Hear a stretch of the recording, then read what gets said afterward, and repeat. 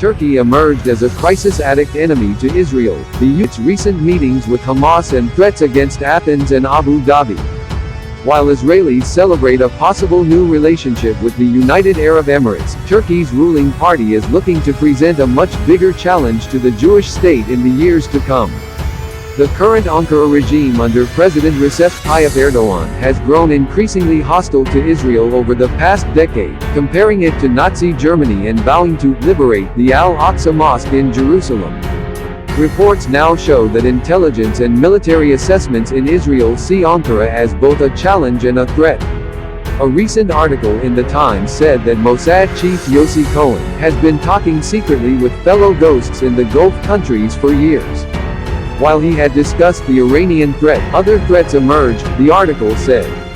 There was one meeting about 20 months ago when he slipped another agenda. Iranian power is fragile, but the real threat comes from Turkey, he told spying experts from Egypt, Saudi Arabia and the Emirates.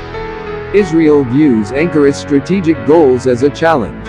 In January, Israel's IDF annual assessment noted that Turkey was also a challenge for the first time. This appears to be a growing consensus among the military and intelligence circles. Turkey and Israel were once allies. Israel sold Turkish drones between 2005 and 2010 before relations deteriorated and contracts expired. The Turkish regime, which has its roots in the Muslim Brotherhood, became more supportive of Hamas in Gaza and also allowed the Mavi Marmara fleet, equipped by Turkey's IHH Humanitarian Aid Foundation (NGO), to sail to Gaza in May 2010. Diplomatic relations were severed after Israeli attacks on ships and the conflict. 2009 in Gaza. They were restored in 2015. Never, Turkey continues to challenge Israel on many fronts. Ankara has hosted Hamas, and terrorist organizations are planning attacks on Israel from Turkey, The Telegraph reported last year.